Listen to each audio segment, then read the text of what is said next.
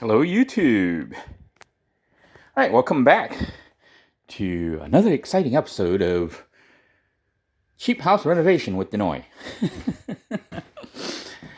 All right, in the last video, I showed you where the status of the house is and what all needs to be done.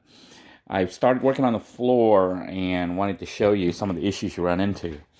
I don't know if you guys remember, if you watched the other episode, the one prior to this, you saw that the floor had little holes, like by the door. This is the front door of the house. And there was like a little hole right there and a little hole right there. The problem is, when I went to deal with the little hole, I found out that it was rotted all underneath here. Because outside, it used to leak here. I patched the leak, but water used to come down. So I think water ran down and ran down the frame and rotted out all this wood underneath. So I had to replace all this. So this is like how it looked under there. It was all rotted. I don't know if you can see the rotted wood, but that was under the door. And there's actually a beam missing.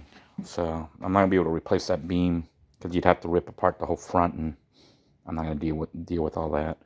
But what I did was I went ahead and cut a 2x2 that is replacing that piece right there. This little one right here. And then I'm getting a 2x4 that I'm going to lay across the beam. You know, I'm getting ready to cut this right here, the size. But there's some little beams there. I don't know if you can see the beams. That will hold it up. So that way when you come through the door, you don't feel like it's going to collapse. So this will hold it up to this height. Then the plan is to cut 3/4 inch or 1/4 inch, whatever thickness this is. Try to match the thickness of this wood to go across and make it somewhat level. Yeah, that's before we put the vinyl. We have the vinyl flooring that we're going to be putting on the whole house. So that's why it's taking so long. You know, it looks like it was just minor little hole, but when you go to deal with it, you see that underneath and even along the walls, the framing and everything's all rotted. So, you know, I'm not looking forward to ripping this part up because this one's even in bigger hole. But I'm going to have to rip that all up and then figure out what's missing and then replace it. So, not something I'm looking forward to. Still debating about ripping down this wall, but I think I probably will. And might go ahead and I'll consult with the wife. See if she wants me to close out that fan vent hole and figure out how we're going to vent the kitchen. I was thinking of actually getting the hood and putting it over the window and then venting it directly outside. I don't know. That way when you're cooking, it can blow right outside instead of in your house to try to get rid of any smells. You know, Asian cooking tends to smell pretty bad. But so that's what's going on. I'm hoping I will have that part of the floor done. Once I get done with that, I'm thinking I might come over here, or I might come over here by this other door, probably by the door here. But it's like I'm not looking forward to it because this hole's even bigger than the other one. See, the floor's this is all weak. This is weak. So I know I'm going to have to deal with that, and it's probably going to have to be cut just like this one. Then a new beam laid down, and then a new floor. So it's not just patching the hole. I mean, it is patching the hole, but it's not as simple as you think. While I have the door open here, I thought I'd show you guys something. You see my burn bin here for burning all the wood that I've been pulling from the house. This is the panels. So I've been setting it on fire to get rid of it. I took some of the wood that used to be the roofing material here for this one. This building, the outbuilding here, it had a patio. And I took the wood that was part of the roofing, and I've been setting them outside here for projects. So these are the piles of wood here. So I've been setting them aside and decided, because my wife likes making asado, which is like it's like a barbecue. You know, the Argentinians call it asado. But we decided to cook, and so I made her a little table using that reclaimed wood.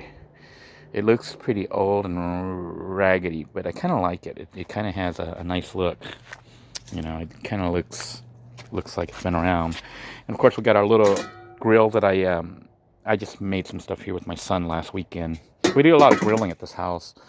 This was a lean grilling machine that was left here. It's an electric one. It needs to be cleaned by the previous owner, so I might clean it and I might use it, try it. It's an electric one. Also, my wife was able to reclaim this thing that one of her friends was throwing out. So I grabbed it. It had a broken leg, so I just put a new leg on it. And, you know, we put wood in it. So you can see all the wood. We got plenty of wood here for asado. So, you know, I'm in process of chopping up this wood, and we use it to cook, and we're making charcoal. Some of you were wondering, you know, what's going on here with this place. I don't know if you can see here. I kind of haven't been in here since I fell. I don't know if you can see the roof hole there. That's where I fell through. And the ladder was like, you know, all messed up, and it was on Halloween. I was like, man, I could have been, it looked like a Halloween decoration, but I'll get back in there and I got to clean all that out. And hopefully we can get, you know, we might end up hiring contractors or something to do the roofing, because I'm thinking it might be too hard for me to do. You know, I'm not a roofer, and maybe have it contracted out. But, oh, we got a wasp here trying to, I hope he doesn't try to come in. But that's what's going on right now. Just wanted to show you basically, you know, what's happening and how slow the process is. I think it would go a lot faster if we didn't have to deal with all these. It's not just patching that hole, because when you open it up, you find that the split beams are all rotted. And then, you know, like the wall, you see a little tiny flaw in the wall and you remove it and you realize the insulation's all gone and you got to replace all that. I mean, you don't have to, but you got it open, you might as well. And, you know, I'm looking at it and I'm like, well, I'll probably end up ripping these two. That would be 2 panels. And then this one's a half panel, which I may have a half panel left over there. Trying to use parts without having to buy more, because the panels are big and I can't really carry them in the little, there's a lizard that got in. A lizard got in the house. I have to get him out of here. My wife hates those lizards. I don't know if you guys seen the little gecko lizards, the little lizard here. Somehow he got in and he was trying to get back out and he fell. But I'll go ahead and try to trap him and get him out of here. I want to thank you all for joining me. I hope you found this video. Oh yeah, before I sign off, you might be wondering what this big thing here is. 10,000 BTU air conditioner I bought used off Craigslist. So I took it apart to clean it because it was all moldy inside. So I sprayed it down with hydrogen peroxide because I read you could clean it with hydrogen peroxide. But then it didn't remove all the mold and mildew. Then I was going to spray it with bleach. And then I found out that you should never, ever mix bleach with hydrogen peroxide. It actually produces a poisonous gas and can explode or kill you somehow. So basically, yeah, I think it produces hydrogen. I don't know. Hydrogen peroxide would have water and hydrogen, right? Lots of oxygen. And then chlorine is sodium chloride. Sodium and chlorine. I don't know. But basically, I was reading that you should never mix cleaning materials like, especially hydrogen peroxide and bleach. Don't do that. You'll kill you. Some person died from it, you know, that was cleaning something, and so I let this dry. I'm debating if there's any residual from the hydrogen peroxide, but I don't think so. I think it dries and evaporates, becomes oxygen and hydrogen, and goes into the air. So I'm going to spray it down with bleach, with chlorine, and let it air dry, and then I'm going to try to assemble it and see if we can't get it working. It was working when I got it, but it kind of stunk. And I don't know if it's the mildew that was in here. So I'm cleaning all that out to try to get rid of the mildew and the mold. And it was making a loud noise. It was super loud, so I tried to oil it, but I don't know. It might, I don't know if you can hear that. It might, and I still smell the stinky. When it's blowing here, it's stinking. It's like probably from this. I need to get rid of all of that. I don't know if you can see the little black mold or whatever. So I need to get rid of that. You don't want the air conditioner blowing black mold at you.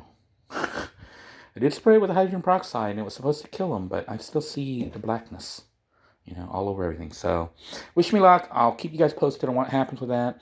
It is going to go into the window right here, and then this room will have a nice big air conditioner. So, that should do it for this update. So, until next update, I hope you guys are staying safe. And if you're working on your own project, I hope you're finding the motivation to get up and finish the project. So until next time, everyone, take care. God bless you all. Please stay safe. Bye-bye now.